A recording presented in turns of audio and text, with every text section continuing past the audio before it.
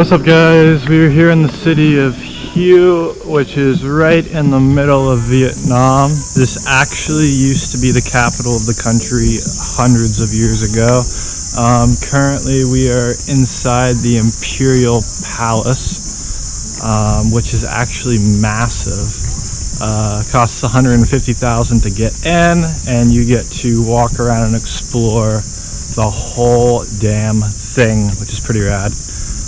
Didn't record too much yesterday because, well, my GoPro battery died when I had it accidentally recording, but we got to see the Voc Minh tunnels, I guess, which the Vietnamese have dug hundreds of kilometers of underground tunnels and trenches where they hid during the Vietnamese War, which they actually call it the American War, not the Vietnam War, fun fact. And so spent a few hours exploring that, hung out in the town of Dong Ha. Now I'm in Hue for the next day, so let's get back to checking out the temple.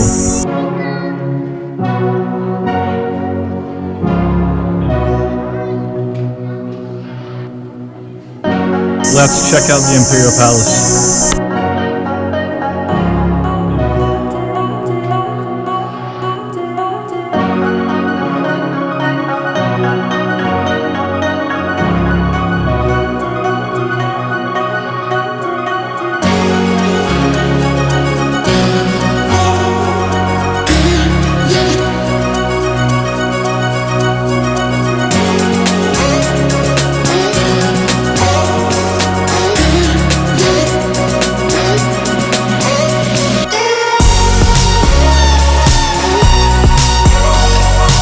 Morning, everyone. Spending the last day in Hue exploring the old Imperial City. It is time to head down to Hoi An, which is next to Da Nang.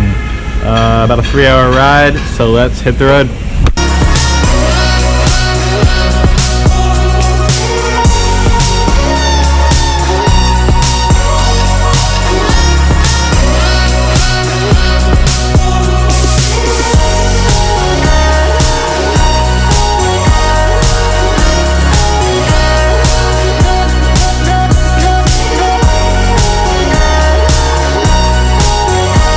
Cool, guys, spent the night in this pretty nice villa last night. Check it.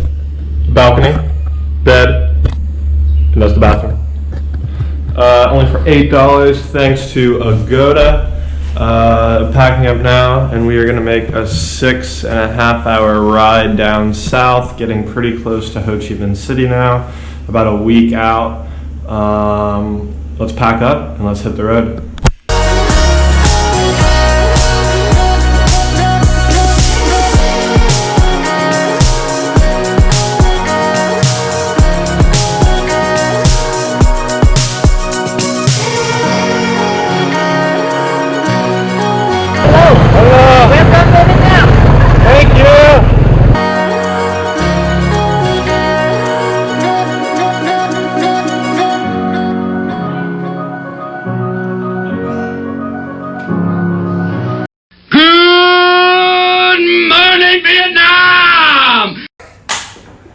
From the movie, I love it. Good morning, Vietnam. Yeah.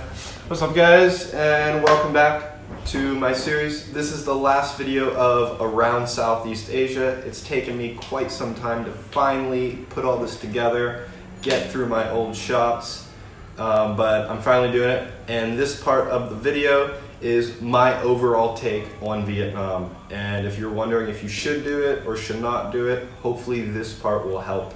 Yeah.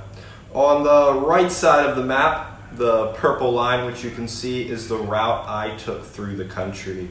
Yeah, I got it done in about 3 weeks, maybe a bit more. I was a bit rushed at the end. I wanted to get to Saigon, try and find work, find a job. So take your time is what I tell everyone. Take your time. Yeah.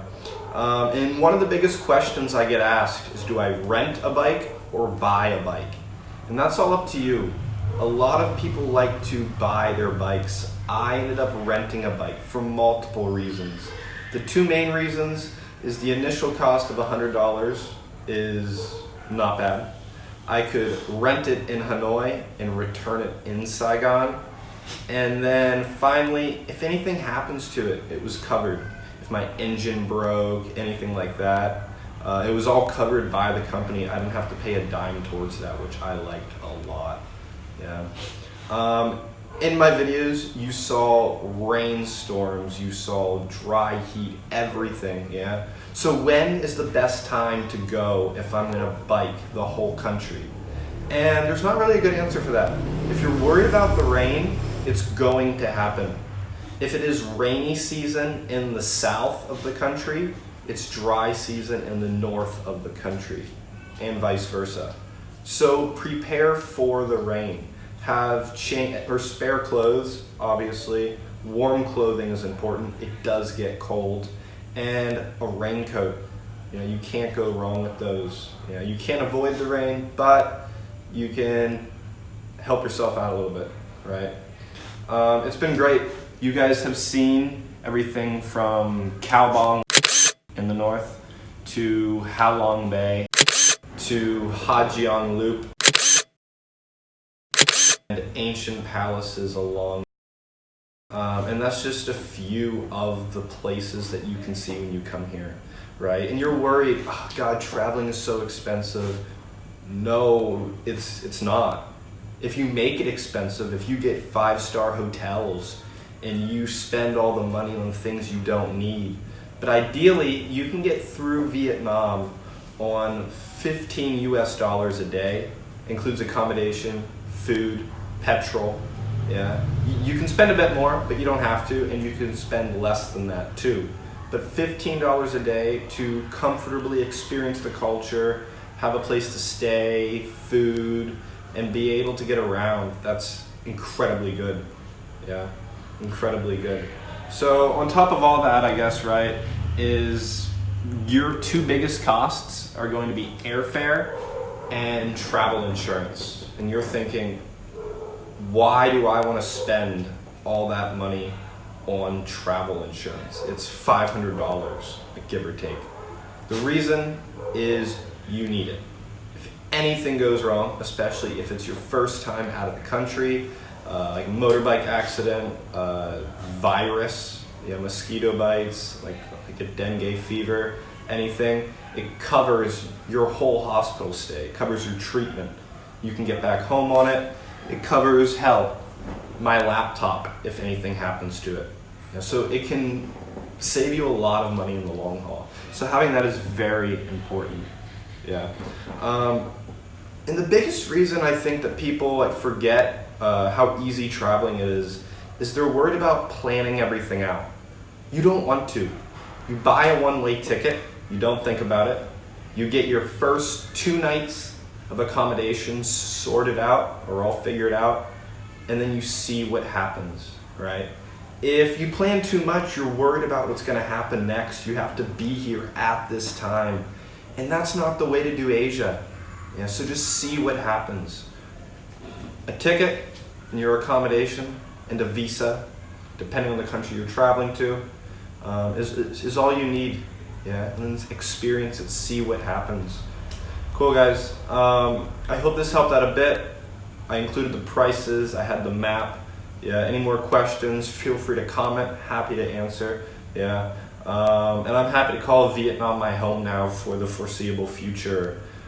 Coming up in January, I'll have a new series called 10 Days on the Roof.